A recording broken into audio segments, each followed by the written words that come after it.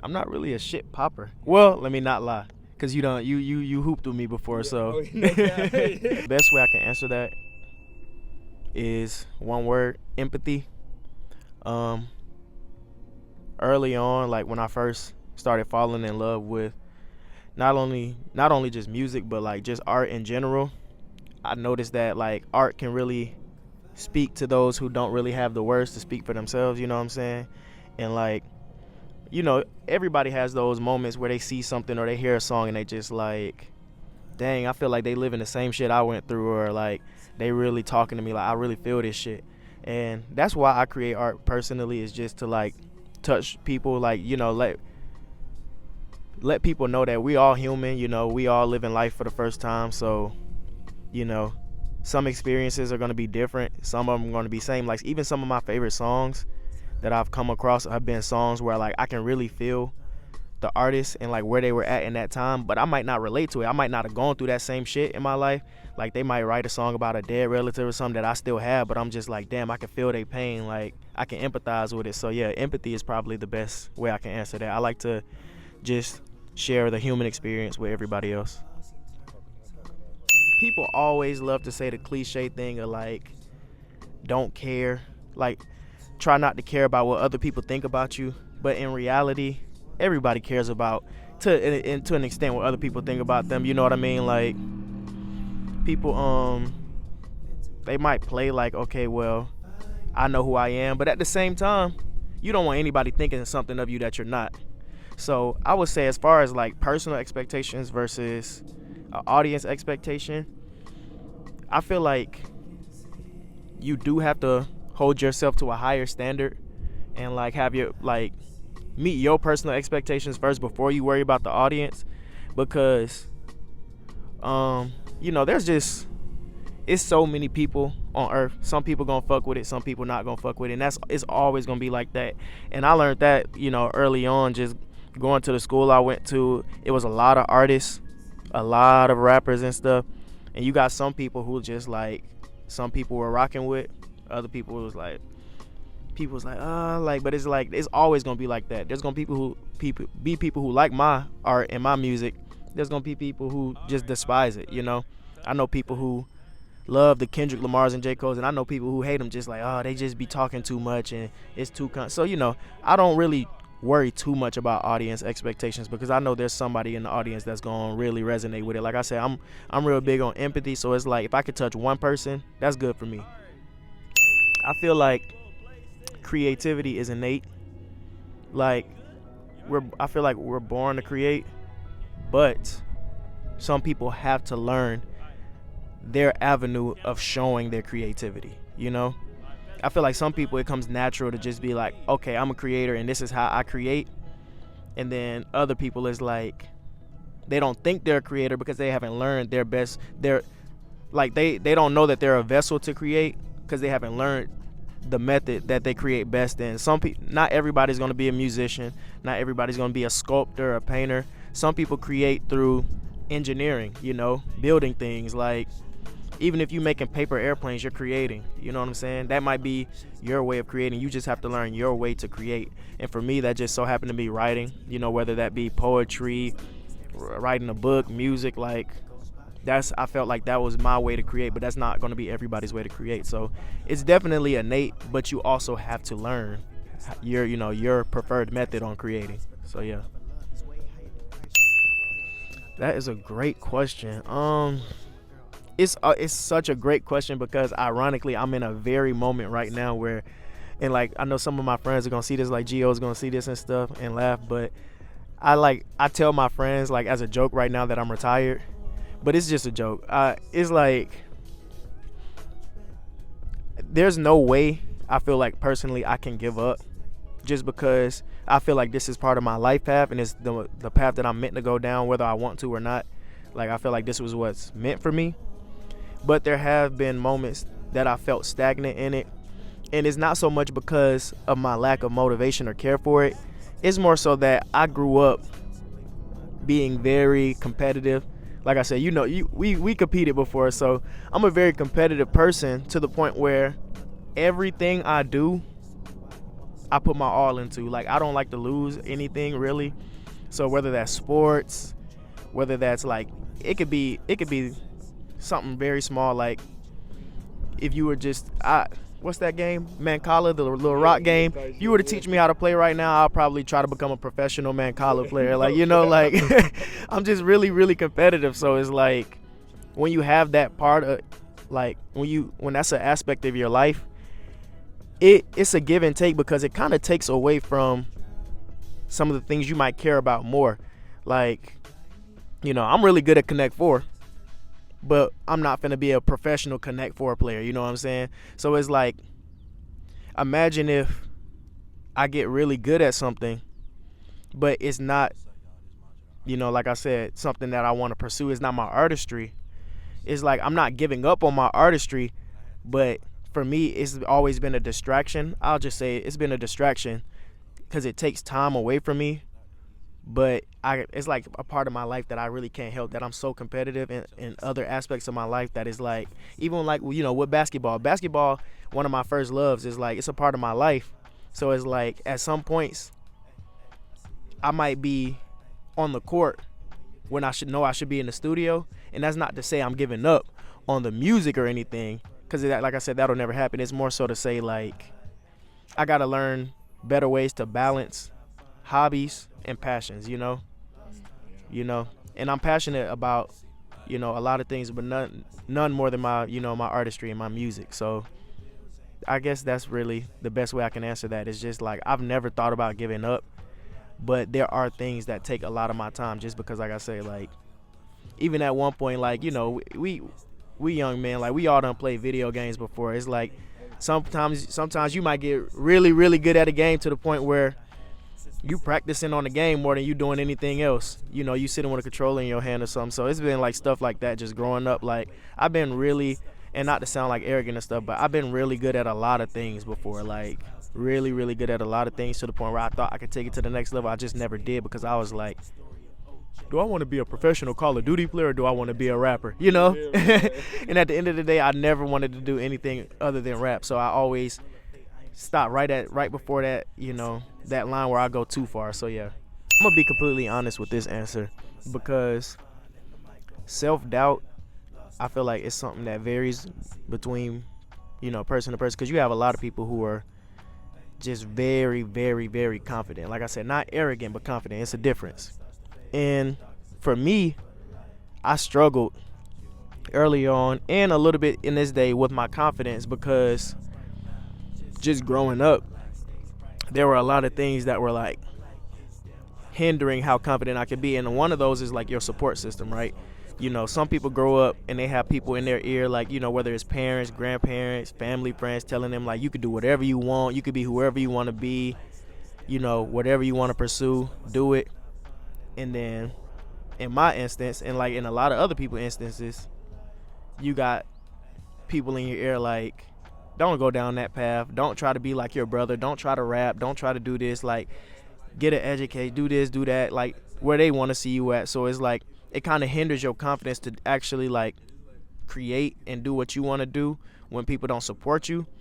So I would say nowadays I'm getting more confident and having less self-doubt, but it still creeps up all the time, because it's like, I never really had anybody believe in me, so I have to believe in myself more than anybody.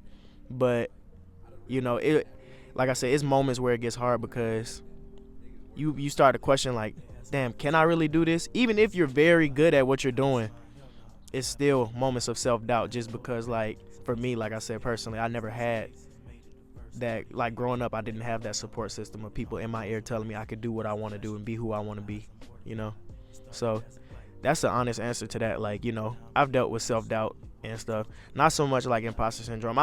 That's the thing about my artistry, is that I'm completely and 100% me in it. So it's like, I don't have that, but I definitely doubt sometimes, like,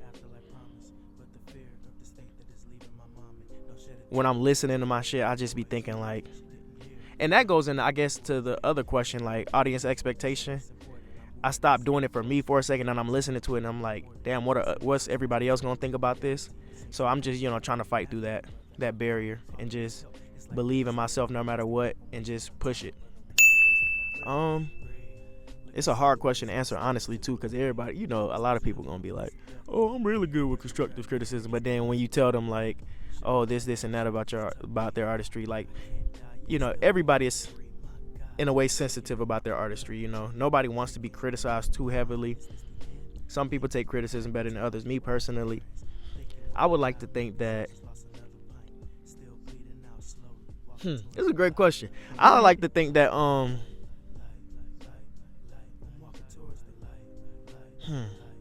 don't know, like, that old line, every rap critic, they talk about it while I live it. It's like it's like criticism to me means more. Like, okay, let me not say that, because a wise man knows that he can learn something from a foolish man. That's what makes him wise, you know what I'm saying? So any criticism can be taken, and like, you could take a grain of salt from anything. Like, you could, like, everything that somebody tells you, whether it's criticizing you or not, you could take something from. So I'm not gonna say that certain people's criticism means more, but certain people's criticism I could say weighs heavier. Like I said, me and Marcus, or me and Mantra, let me say Mantra, we've been side by side for a long time. So it's like, I respect when I show him something, the things he has to say about it and his critiques, and like my other artist friends and like my other close friends, I respect their critiques a little bit more than I would somebody who doesn't really, who's, like I said, they're creative, their creativeness isn't really through music. So it's like, I respect them, but I also respect the other people's critiques too, because they're giving me the opinion of somebody who isn't an artist. So, it's two sides of the spectrum. So I take criticism I think very well, because like I said, I learned something, like, from whatever anybody has to say. Because if somebody tells me like, "Oh, this part was cool, but I don't really like so much this," it's like, even if I feel like I like it and other people might like it, I still would think, okay, now I know how to touch that person too, you know what I'm saying? Like, so it kind of helps me kind of be multidimensional and make something that I feel like the masses would mess with, versus just deflecting all type of criticism, like, "Oh, fuck you, if you don't fuck with it, fuck," you know what I'm saying?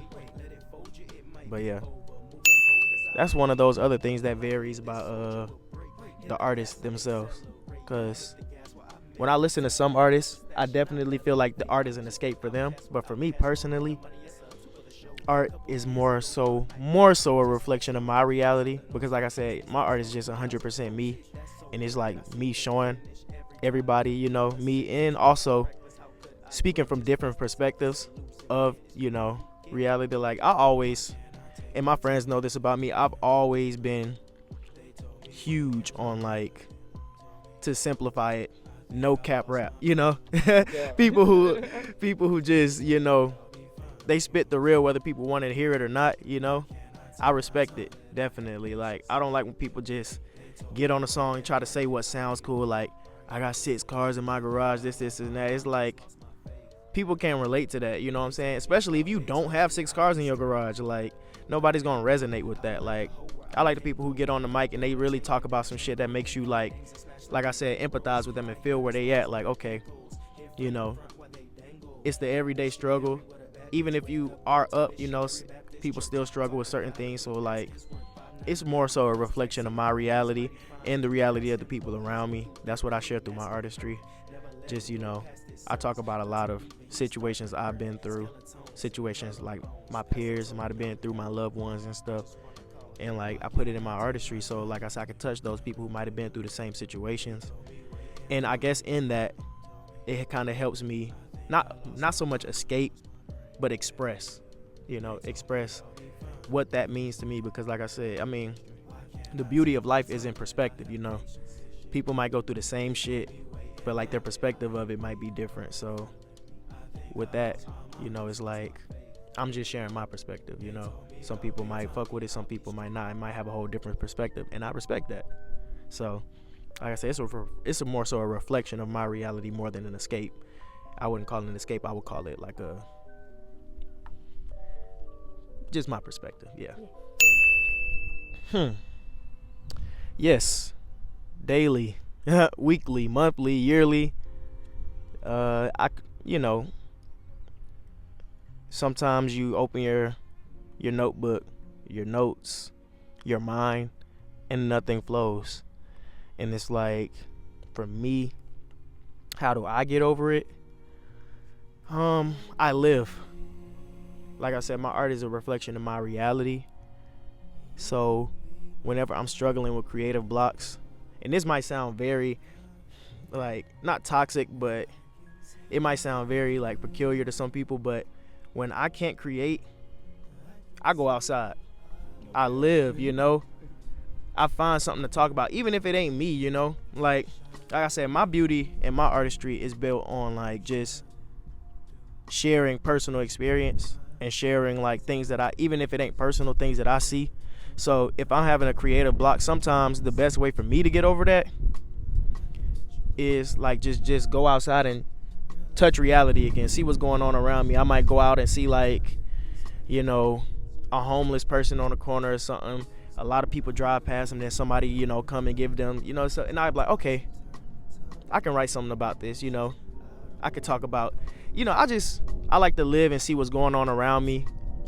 And then that helps me create. And also I'm also really also inspired by those around me that create too, like all my friends that, create, make music and stuff. When I hear them create, that helps me get over my creative blocks, because I'm like, shit, that was hard. Okay. So like, just shout out to my friends, by the way, all my friends that create, Jazz, Lib, Mantra, all of them. Is like, they really help me get through those creative blocks more, because it's like when they're creating, it just, the energy just shares amongst us. So that helps me too. But yeah, that's mainly what I do. I either go outside and live a little bit, and not saying I go out like I'm not a clubber. I really don't be outside for real. I'm more of an inside person. It's just I step outside, I breathe some fresh air, even just going to work. I go to work, it's always some shit happening if you just pay attention. So sometimes it just that gives you something to talk about. And if that doesn't work, if all else fails, I hit up one of my friends like, hey, even if I'm not making music with you, let me just be around you while you make music. Steal some of that creative energy. So yeah, that's how I get over creative blocks. I can pop my shit, but